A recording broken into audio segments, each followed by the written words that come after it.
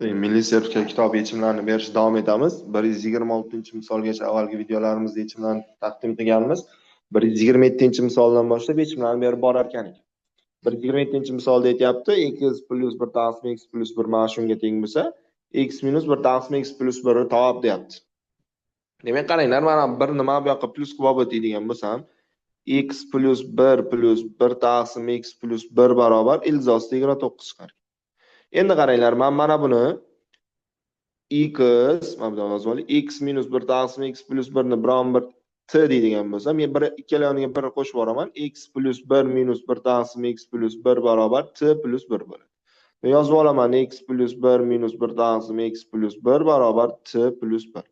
Buni ham kvadratga ko'taraman, buni ham kvadratga ko'taraman. Buni kvadratga ko'tarsam, x plus 1 ning kvadrati plus 1 taqsim x plus 1 ning kvadrati minus bo'ladi. 2 ko'paytirilgan x plus 1 ko'paytirilgan 1 taqsim x plus 1 barobar 29 bo'lib qoladi. Endi pastki kvadratga ko'taradigan bo'lsam, x plus 1 ning kvadrati plus 1 taqsim x plus 1 ning kvadrati minus 2 ko'paytirilgan x plus 1 ko'paytirilgan 1 taqsim x plus 1 barobar t plus 1 ning kvadrati bo'lib qoladi. Endi qaranglar, mana shu ikkalasini shunday ayirib olsam, mana bular ketadi, bular ham ketadi. Bular to'liq ketsa, bu yoq 2 dan minus 2 ni ayirsam 4 bo'ladi. 4 barobar 29 minus t plus 1 ning kvadrati bo'lib qoladi. Bu yoqqa olib o'tsam, t plus 1 ning kvadrati barobar 25 chiqar ekan. T plus 1 musbat qiymatini so'raganim uchun t plus 1 hozir bu yerda plus minus 5 bo'lishi mumkin. Lekin men minus 5 ola olmayman. Chunki shart etgan musbat qiymatini toping. Demak, t plus 1 teng 5 qilsam, bu yerdan t ni topsam 4 chiqar ekan. Ya'ni deb ben aynan x minus 1 taqsim x plus 1 oluvdim. O'sha t ni hisobladim, javobim 4 chiqdi. B javobda. 128-misolda quyidagi aniqani hisoblang deyapti.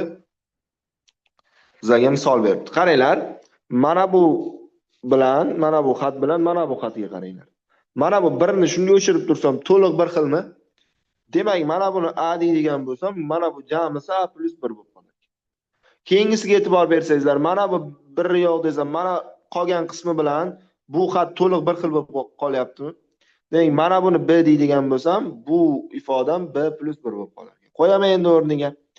A ko'paygan b plus 1 minus a plus 1 ko'paygan b bo'lib qolar ekan. Buni ochib chiqsam, a b plus a minus b a minus b bo'lar ekan. B alar qisqarsa a minus b bo'lib qolar ekan. Ana endi a ni o'rniga men buni qo'yaman. 1 taqsim 3 plus 1 taqsim 4 plus va hokazo 1 taqsim 2025. Shundan ayiraman, b ni o'rniga belgilaganimni qo'yaman. 1 taqsim 2 plus 1 taqsim 3 plus va hokazo plus 1 taqsim 2024 qavsda. Endi minuslarni ta'sir qildirib olsam, 1 taqsim 3 plus 1 taqsim 4 plus va hokazo plus 1 taqsim 2025 ayrilgan 1 taqsim 2 ayrilgan 1 taqsim 3 ayrilgan va hokazo minus 1 taqsim 2024 bo'lar ekan.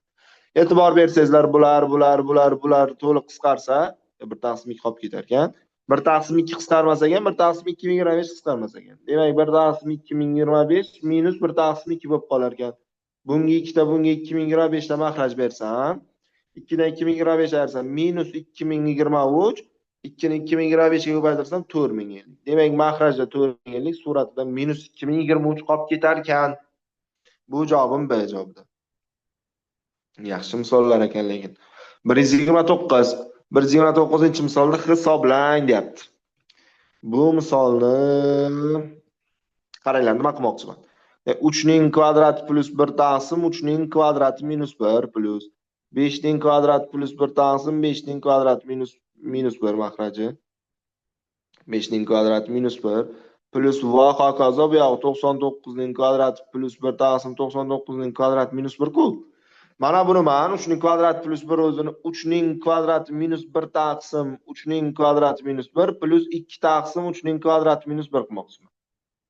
Shunda qarasangizlar, mana bu yog'i bir xil bo'lib ketadi. Qo'ysam minus 1 bilan plus 2 bir xil bo'lib ketib, xuddi shuni o'zini beradi. Plus keyingisini ham 5 ning kvadrati minus 1 taqsim 5 ning kvadrati minus 1 plus 2 taqsim 5 ning kvadrati minus 1 qilmoqchiman. Va hokazo plus 99 ning kvadrati minus 1 taqsim 99 ning kvadrati minus 1 plus 2 taqsim 99 ning kvadrati minus 1 qilmoqchiman.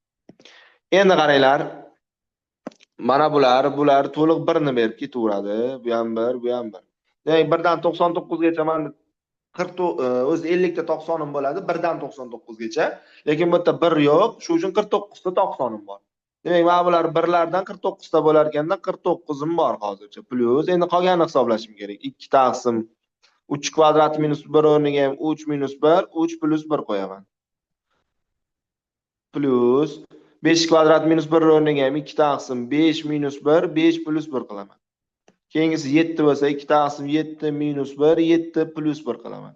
Plus bu ham bundan oldingiz 97 bo'ladi. 2 taqsim 97 minus 1, 97 plus 1 qilaman. Plus bu yog'i 1 taqsim 99 minus 1, 2 taqsim ekan. Hozir 99 plus 1 bo'ladi. Endi e'tibor bersam, barobar 49 plus qilaman. 2 taqsim, mana buni ayirsamda qo'shsam 2 kere 4. Keyingisi 2 taqsim 4 kere 6. Plus keyingisi 2 taqsim 6 kere 8 plus va hokazo 2 taqsim 98 kere 100 ekan. Barobar endi 49 plus o'zi turaveradi. Men 2 taqsim 2 kere 4 ni 1 taqsim 2 minus 1 taqsim 4 qilishga haqqim bor. Chunki bunga 4 ta bunga 2 ta mahraj bersam tepada 2 qoladi, mahraji 2 kere 4.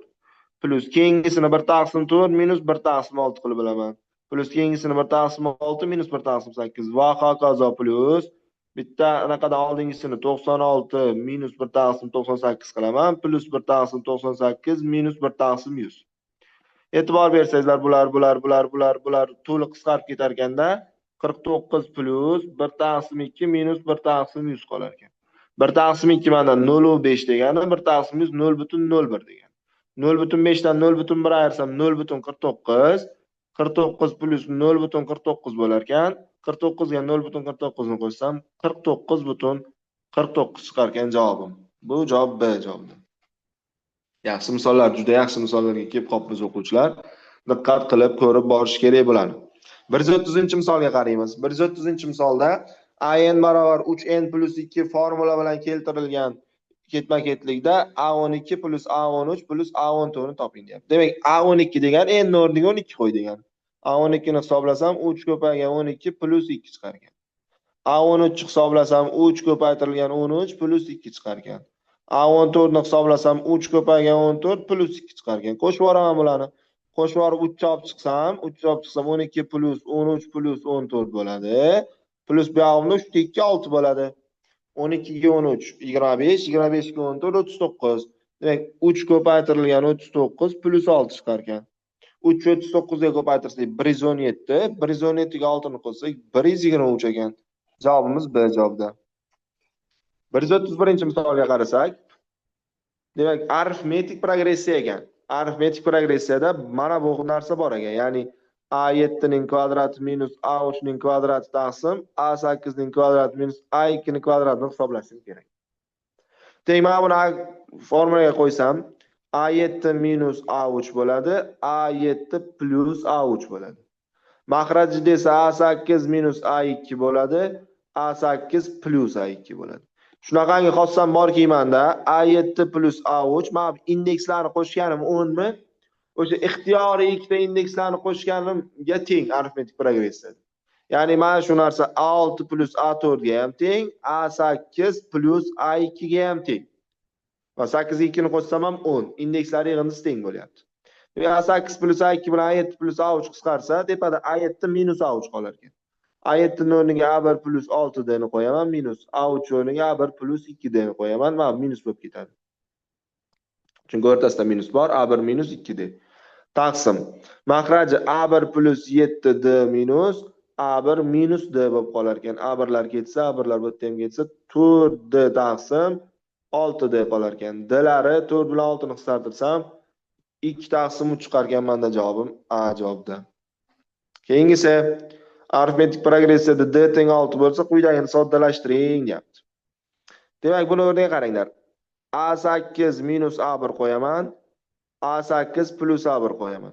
Arifmetik progressiyada bilaman Sn barobar A1 plus An taqsim 2 ko'paytirilgan n edi. Demak, S8 ni shu yerda yozib olsam, S8 menda A1 plus A8 taqsim 2 ko'paygan 8 chiqadi. Shuni qo'yaman S8 o'rniga. A1 plus A8 taqsim 2 ko'paygan 8 ekan.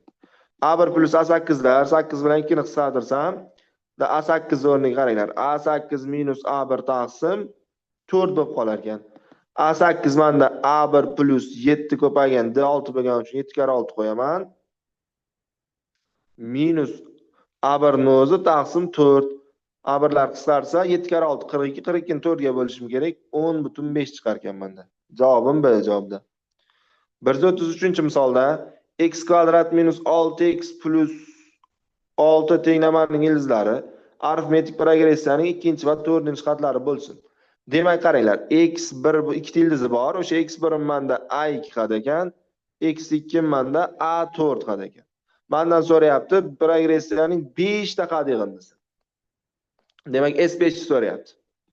S5 manda A1 plus A5 taqsim 2 ko'paytirilgan 5 degan. Men A1 plus A5 topsam bo'ldi, bu yig'inini topib bilaman. Men bilamanki arifmetik progressiyada A1 plus A5 A2 plus A4 ga teng. Chunki mana bu indekslarni qo'ysam 6 chiqyapti, buni indekslari ham 6 chiqyapti. Demak, A2 plus A4 ni qanaqa qilib topamiz desangizlar, buni bu kvadrat tenglamadan foydalanib topamiz. Ya'ni kvadrat tenglamani ildizlarini bilamanki, Viye teoremasiga ko'ra A2 plus A4 x oldidagi hadding minusligiga teng. Ya'ni 6 ni o'ziga teng. Demak, bu yerga 6 ni keltirib qo'yadigan bo'lsam, S5 manda 6 taqsim 2 ko'paytirilgan 5 bo'lar ekan. 3 kare 5 15 chiqar ekan bu misolimizning javobi. 134-misolda 2 A, B, S 10 sonlar geometrik progressiya bo'lsa, A ko'paygan S ni toping. Demak, mana bu B1 bo'lsa, mana bu B2, mana bu B3, mana bu B4, mana bu B5 bo'ladi. Demak, B1 ko'paygan B5 teng, B2 ko'paygan B4 teng, B3 ni kvadrati bo'lib qoladi endi geometrik progressiyada. Arifmetik progressiyada mana bular yig'indilari teng edi, indekslari yig'indisi bir xil bo'lsa, endi ko'paytmalari teng bo'ladi, indekslari bir yig'indisi bir xil bo'lsa, geometrik progressiya. Demak, B1 ko'paygan B5 o'rniga 2 ko'paygan 10 ni qo'yaman. 2 ko'paygan 10 barobar B2 ko'paygan B4. Ya'ni B2 ni joyida A, B4 ni joyida C kelyapti. Bu ham A ko'paygan C ga teng. Demak, A ko'paygan C ni topib olsam, o'z-o'zidan 20 chiqar ekan D javob. Yaxshi, biz milliy sertifikat kitobi yechimlarini berishda davom etib boraveramiz. Kanalimizga obuna bo'ling, videomizga like bosing va yaqinlarga yuborib qo'ying.